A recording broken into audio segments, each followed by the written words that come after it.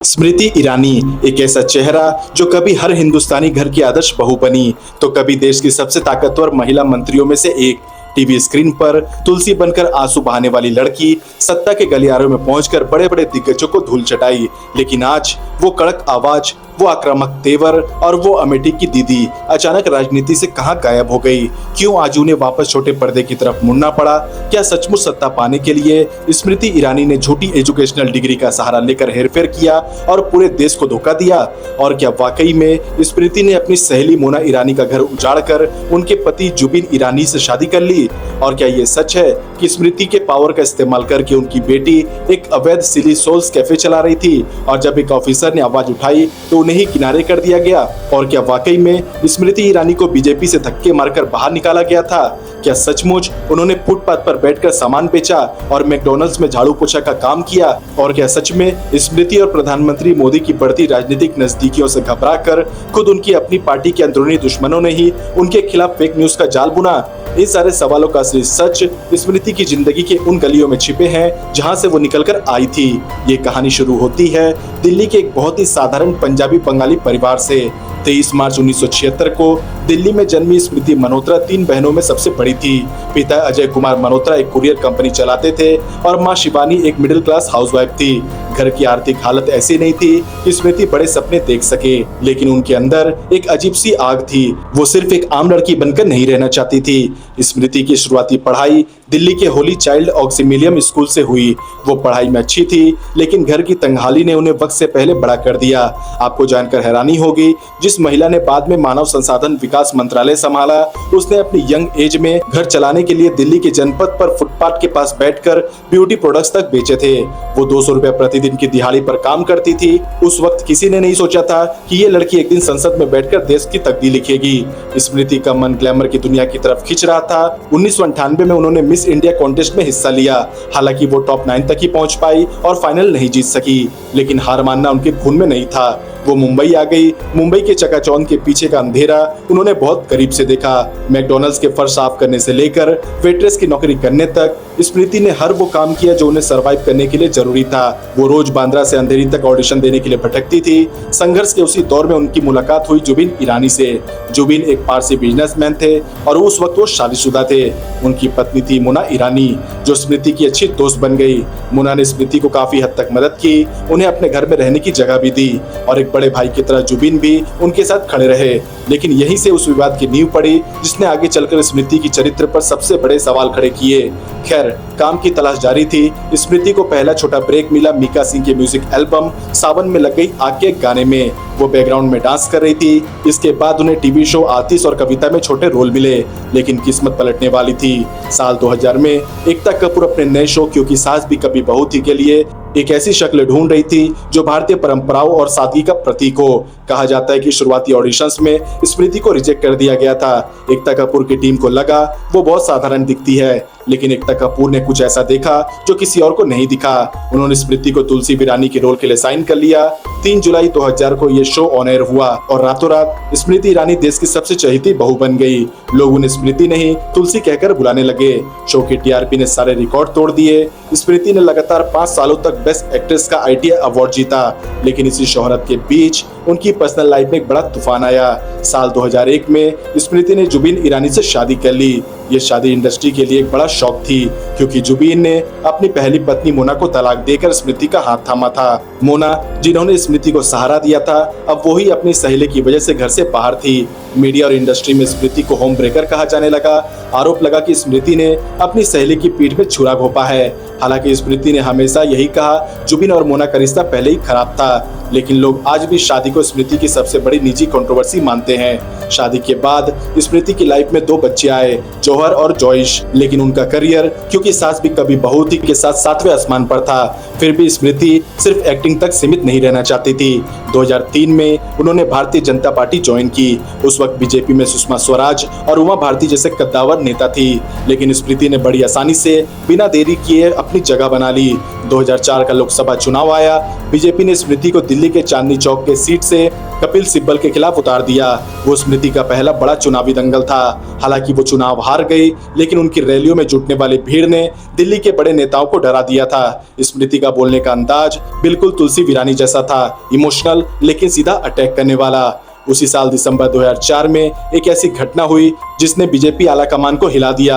गुजरात दंगों को लेकर स्मृति ने उस वक्त के मुख्यमंत्री नरेंद्र मोदी के खिलाफ मोर्चा खोल दिया। उन्होंने बयान दिया, अगर नरेंद्र मोदी ने इस्तीफा नहीं दिया तो वो आमरण अनशन पर बैठ जाएगी। ये बहुत बड़ा रिस्क था। पार्टी ने उन्हें कारण बताओ नोटिस जारी किया, लेकिन फिर कुछ घंटों के भीतर ही स्मृति ने अपना बयान वापस ले लिया। कहा जाता है उन्हें दिल्ली से बड़े नेताओं का फोन आया था। ये वो दौर था जब स्मृति को पार्टी के अंदर एक बागी के तौर पर देखा जाने लगा था। जैसे जैसे साल बीते, स्मृति का ग्राफ बढ़ता गया। 2001 में वो गुजरात से राज्यसभा सांसद बनी। अब वो केवल टीवी की बहू नहीं थी, वो संसद में विपक्ष की एक मजबूत आवाज बन चुकी थी। 2014 का चुनाव स्मृति की जिंदगी का सबसे बड़ा टर्निंग पॉइंट साबित हुआ। उन्हें राहुल गांधी के खिलाफ अमेठी भेजा गया। अमेठी जो गांधी परिवार का अवैध किला माना जाता था। अमेठी की सड़कों पर स्मृति ने जो पसीना बहाया, उसने राहुल को डिफेंसिव होने के लिए मजबूर कर दिया था। हालांकि 2014 में वो चुनाव हार गई, लेकिन हार का अंतर इतना कम था कि बीजेपी ने उन्हें जायंट किलर का दर्जा दे दिया। जब मोदी सरकार बनी तो सबको चौंकाते हुए 38 साल की स्मृति ईरानी को मानव संसाधन विकास मंत्री बना दिया गया। यहीं से शुरू हुआ विवादों का वो सिलसिला जिसने स्मृति की इमेज को नुकसान पहुंचाया। सबसे पहली और सबसे बड़ी तलवारगिरी डिग्री पर। चुनाव के दौरान सबमिट किए गए एफिडेविट में कॉन्ट्रडिक्शन पाया गया। 2024 में उन्होंने कहा था वो बीए हैं, 2011 में उन्होंने कहा वो बीकॉम पार्ट 1 है। अचानक पूरे देश में शोर मच गया कि क्या देश की शिक्षा मंत्री खुद अनपढ़ थी या फर्जी डिग्री वाली थी। विपक्ष ने उन्हें इलिटरेट कहना शुरू कर दिया। स्मृति ने इस पर जो सफाई दी, उसने आग में घी डालने का काम किया। उन्होंने एक कॉन्फ्रेंस में कहा कि उनके पास येल यूनिवर्सिटी की डिग्री है। बाद में पता चला वो डिग्री सिर्फ एक हफ्ता का लीडरशिप प्रोग्राम था, कोई डिग्री नहीं। मीडिया ने इसे स्मृति के सबसे बड़े झूठ के तौर पर प्रोजेक्ट किया। आरोप लगा वो जानबूझकर देश को अपनी क्वालिफिकेशन के बारे में गुमराह कर रही है। शिक्षा मंत्रालय में उनके टर्म के दौरान जेएनयू और रोहित वेमुला सुसाइड केस जैसे बड़े बवाल हुए, जिसमें स्मृति के कड़क और अड़ियल रवैये ने उन्हें युवाओं की नजरों में एक क्रूर नेता के रूप में प्रोजेक्ट किया। रोहित वेमुला केस में जब उन्होंने संसद में चिल्ला चिल्लाकर सफाई दी तो उनकी बॉडी लैंग्वेज को देखकर काफी आलोचना हुई।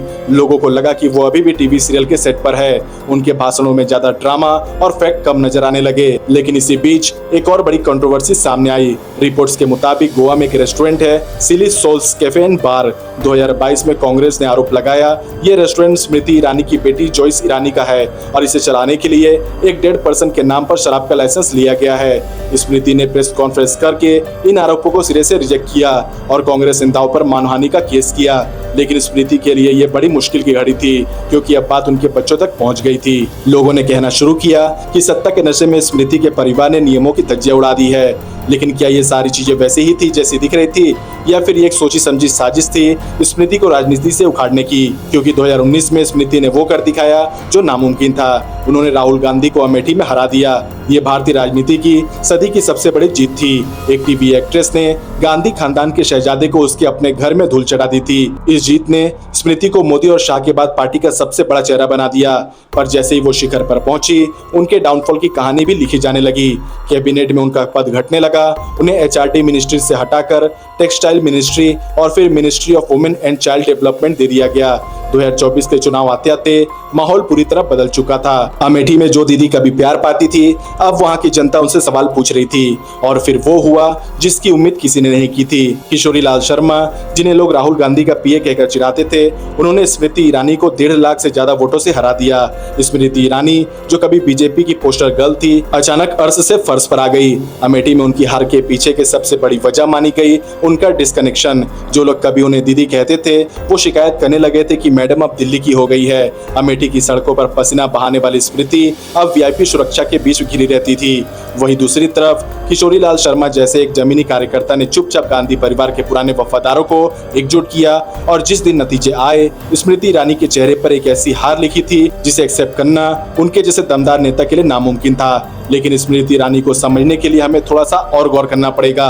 उनकी डिग्री वाली कंट्रोवर्सी जो हमने देखी वो कभी उनका पीछा नहीं छोड़ पाई। 2014 से लेकर 2024 तक हर एफिडेविट में उनकी पढ़ाई को लेकर बदलते स्टैटिस्टिक्स ने जनता के मन में ये बात बिठा दी थी कि कुछ तो है जिसे छुपाया जा रहा है। अपोजिशन ने आरोप लगाया एक ऐसी महिला जो खुद अपनी एजुकेशन को लेकर साफ नहीं है वो देश की एजुकेशन पॉलिसी कैसे तय कर सकती है। HRD मिनिस्ट्री से उनका पत्ता कटना इसी इमेज का नतीजा माना गया।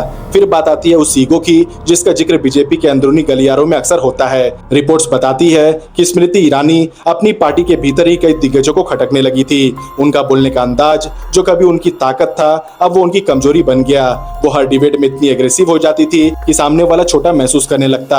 कहा जाता है कि स्मृति ने लुटियंस दिल्ली के उस पुराने दमदार पॉलिटिशियन ग्रुप को ललकारा था जो कभी किसी बाहरी को बर्दाश्त नहीं करता, लेकिन इस लड़ाई में वो अकेली पड़ती गई, जिसका नतीजा ये हुआ उनकी इमेज और ज्यादा खराब करने के लिए उनके ही पार्टी के कुछ लोगों ने उनके खिलाफ अफवाहें फैलाना शुरू कर दिया, जैसे कि उन्हें बीजेपी से धक्के मारकर बाहर निकाला गया है या फिर उनकी लड़ाई अपने ही पार्टी के कुछ बड़े दिग्गज नेताओं से हो चुकी है वगैरह वगैरह। लेकिन ये सारी बातें पूरे तरीके से गलत और अफवाह मात्र है। लेकिन गोवा के सिली सॉस कैफे वाले विवाद ने तो उनकी गुडविल पर सबसे बड़ा दाग लगाया। हालांकि उन्होंने कोर्ट में क्लीन चिट ले ली, लेकिन सोशल मीडिया के इस दौर में परसेप्शन की लड़ाई में वो हार चुकी थी। लोगों ने उनका कंपैरिजन उन्हीं नेताओं से करना शुरू कर दिया जिन्हें वो खुद करप्ट कहती थी। पर क्या हमें इस कहानी का दूसरा पहलू देखा? आज 2026 में जब हम पीछे मुड़कर देखते हैं तो स्मृति ईरानी की एक अलग ही तस्वीर उभरती है। जिस जुबिन ईरानी और मोना ईरानी वाले किस्से को उनकी बेवफाई कहा गया उसका सच कुछ और ही निकला। जुबिन और स्मृति की शादी को 25 साल होने वाले हैं। स्मृति ने न सिर्फ अपने बच्चे को पाला बल्कि जुबिन की पहली पत्नी मोना की बेटी शैनल को भी उतना ही प्यार दिया जितना अपने बच्चों को। मोना ईरानी आज भी स्मृति के साथ अच्छे रिश्ते रखती है।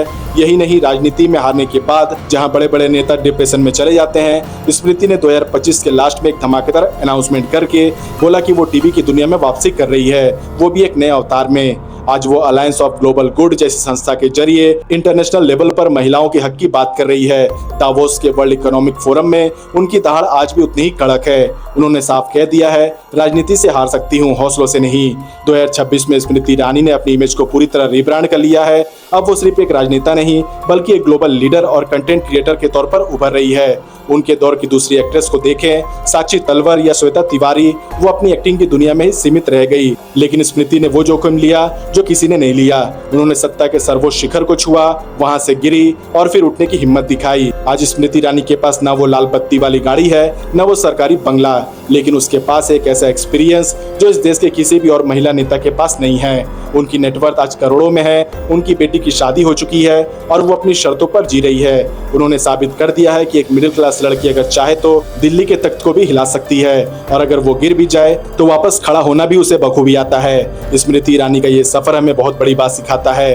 राजनीति में दोस्त और दुश्मन परमानेंट नहीं होते, लेकिन आपकी इमेज आपकी सबसे बड़ी दौलत होती है। स्मृति ने एक साथ कई मोर्चों पर लड़ाई लड़ी, इंडस्ट्री में बाहरी होने की, राजनीति में एक्ट्रेस होने की और सत्ता में कड़क होने की। उन्होंने गलतियां की, शायद उनका लहजा ज्यादा कड़क था, शायद वो थोड़ी ज्यादा एम्बिशियस भी हो गई थी, लेकिन उनकी मेहनत पर कोई शक नहीं कर सकता। अमेठी में उनकी हार ने उन्हें एक मौका दिया खुद को फिर से तलाशने का।